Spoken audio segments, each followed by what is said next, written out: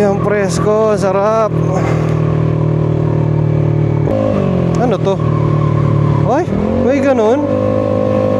May Grab navigation pala. Ayos ah.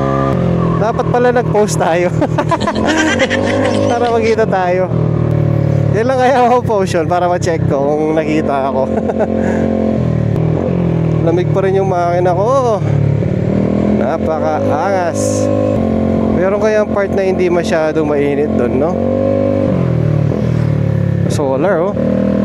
Ano yung mga yun? Clamps.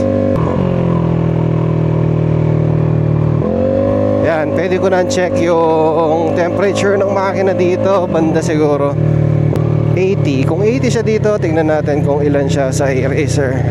Tingnan natin ng mabilisan. Okay, nakakonect na tayo. Punta tayong eraser. 88. So, okay naman to. Basta hindi nagna 90, no? Nice.